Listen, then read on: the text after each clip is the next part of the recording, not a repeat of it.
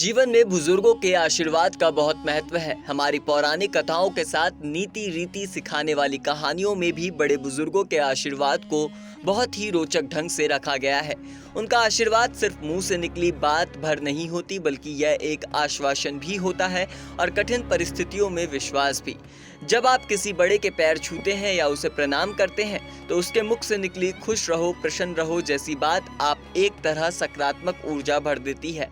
महाभारत के युद्ध में भी ऐसे कई उदाहरण और प्रसंग शामिल हैं। ऐसा ही एक प्रसंग द्रौपदी से जुड़ा है। युद्ध के दौरान एक दिन भीष्म पितामह ने अर्जुन को मारने और युधिष्ठिर को बंदी बनाने की शपथ ले ली थी।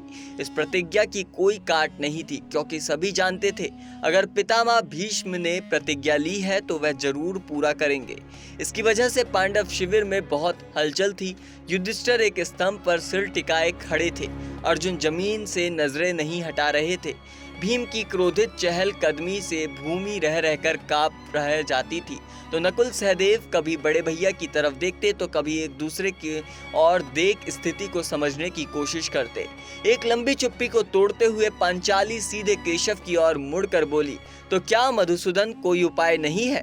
कृष्ण के चेहरे पर उनकी चीर परिचित मुस्कान बिखर गई। वह बोले, मैंने कब कहा कृष्ण, कोई उपाय नहीं है। यह सुनकर अर्जुन आतुर हुए और इतने में चारों भाई कृष्ण के चारों ओर घेर कर खड़े हो गए। अर्जुन बोले, उपाय है तो बताइए न केशव, यूं ही मौन क्यों साध रखा है, जल्दी बताइए। तब कृष्ण ने योजना बनाई।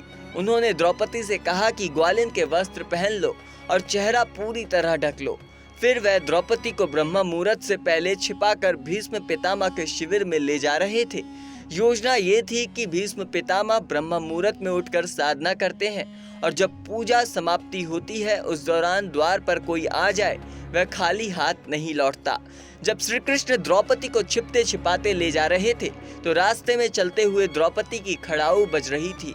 इससे गुप्तचरों को आभास हो जाता, इसीलिए श्री कृष्ण ने द्रौपदी की खड़ाऊ निकलवाकर अपने हाथ में उठा ली।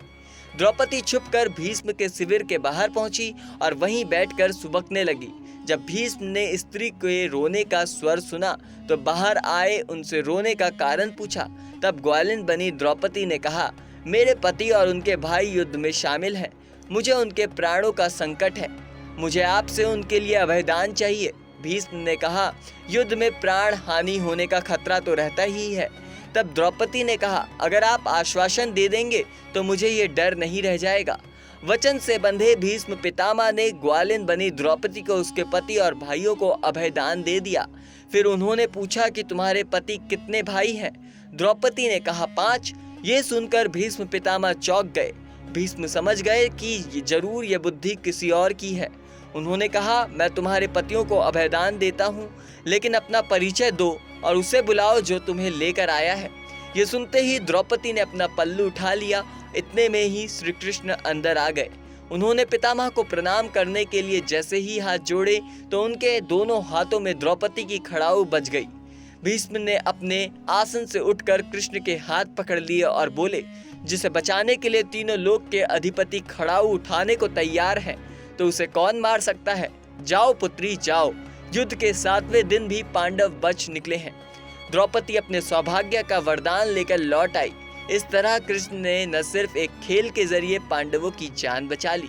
फिलहाल इस पूरी जानकारी में इतना ही। आपकी इस जानकारी में क्या राय है, हमें कमेंट करके जरूर बताएं और जुड़े रहें नेक्स्ट 9 स्पिरिचुअल के साथ।